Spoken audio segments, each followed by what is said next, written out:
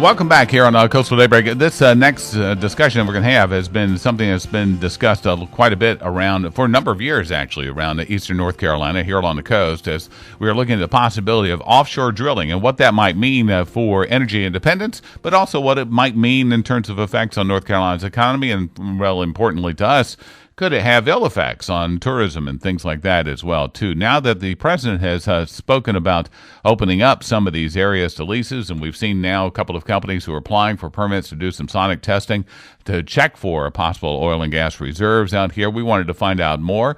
And so we turned to a former senior National Intelligence Service executive in the Office of the Director of National Intelligence, who's speaking with a number of stakeholders and community leaders around the area, and join us this morning to tell us a little bit more about what he's observed as well is Rear Admiral Don Loren, U.S. Navy retired. And Admiral Loren, thank you for joining us this morning.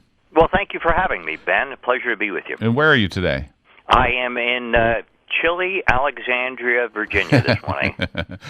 Well, tell me about these conversations that you are having with stakeholders and officials around the area. What are you addressing both concerns and also prospects here?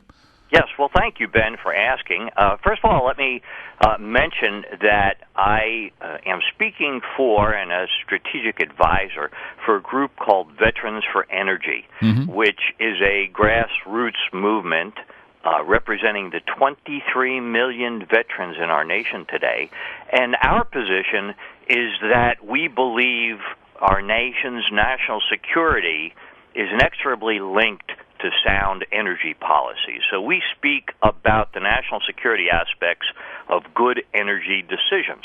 And in that regard, it's important to remind your listeners that national security is not merely the military effectiveness of the United States, and that, of course, is an element, but it's all the factors that go into the security of the nation, be they defense and military, economic, diplomatic. So you have to look at it in the macrocosm. Yes. Well, Admiral, I agree with you. I think that is important for us to do that. So often when we look at things like the Keystone Pipeline and other things, everybody talks about jobs created. And sure, that is a wonderful part. But to me, paramount is our energy independence and how that contributes to our security. You absolutely bet. I mean, the energy independence, the ability for us to have the most combat-effective military on the planet, the ability to project power anywhere we need to defend the interests of the nation, our economic security, our independence, as you mentioned. These are all very, very important decisions that must be considered as you shape and form energy policies.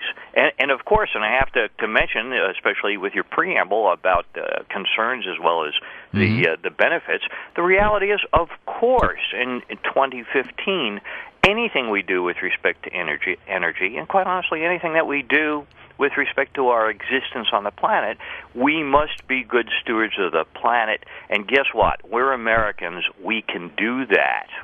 Well, I'm all in favor of good stewardship for many, many reasons, theological as well as practical reasons. You bet. And I think this is an opportunity.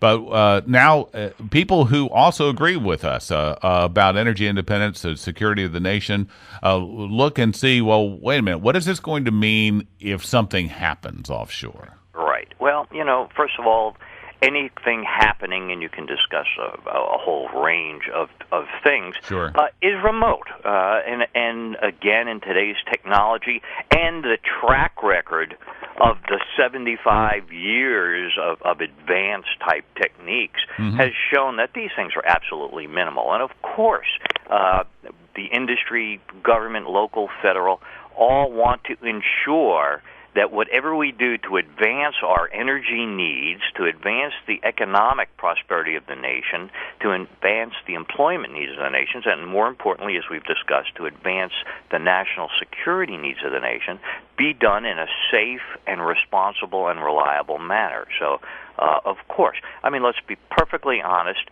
there are risks and benefits associated with everything we do in life. And as responsible Americans, as adults, we have to proceed in a direction that, one, as I said, ensures we're good stewards of the planet, we do things responsibly and safely, we have the appropriate appropriate oversight and regulation as we glean both the economic and national security benefits of the actions we take.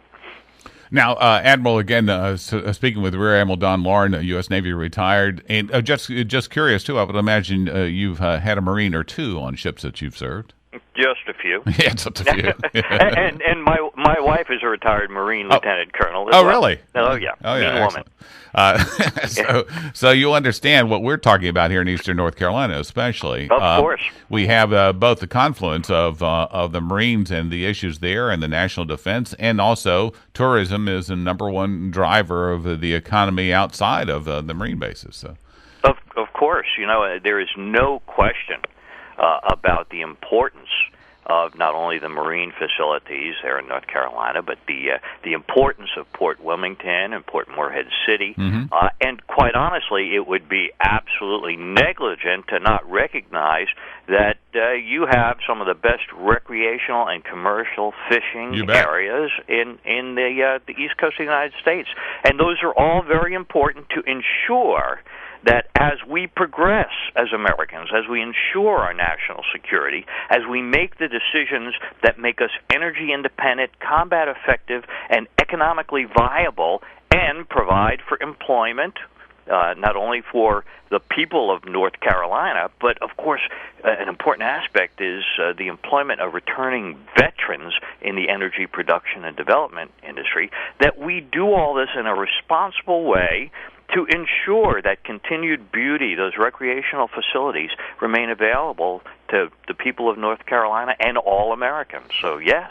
Now, at the same time that we were looking at opening up some possibilities of offshore leases, and it takes a long time for this to actually come to fruition, the Obama administration restricted exploration in Alaska.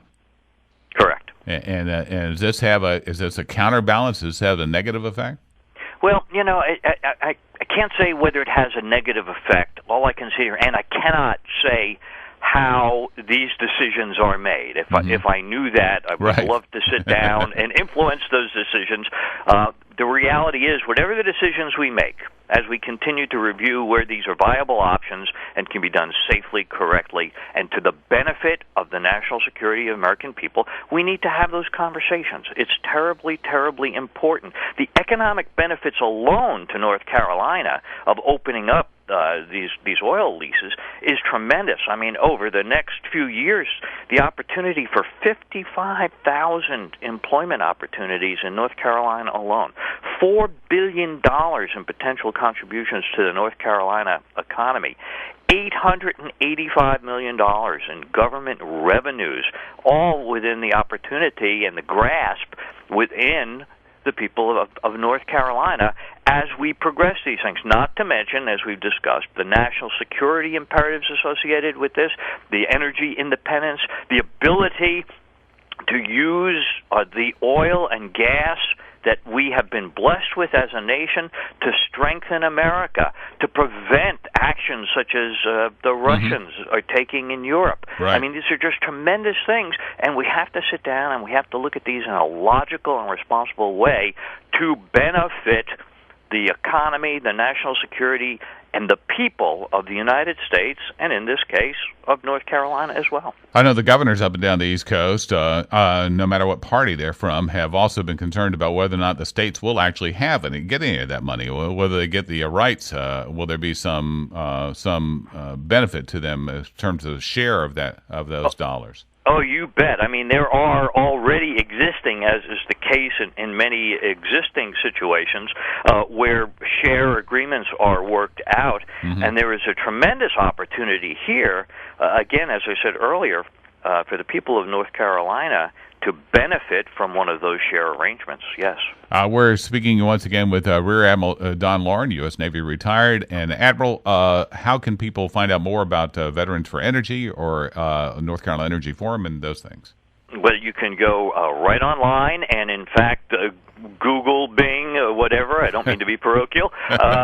Both Veterans for Energy, that's with the numeral 4, or America's Energy Forum, and you can see what we have to say. We'd love to hear people's feelings and thoughts, and the reality is our interest is ensuring that we have a sound national energy policy that, one, acts responsibly and, of course, promotes the strength of the United States, ensures energy independence, ensures our economic viability, puts Americans to work, benefits our communities, and ensures that we remain the preeminent nation in the world. Okay, vets, the number 4, energy.com is the website there. Correct. All right. So, Admiral, thank you for joining us this morning. We appreciate it. My pleasure, Ben. Thanks for having me. Again, Rear Admiral Lauren joining us this morning to talk about Veterans for Energy.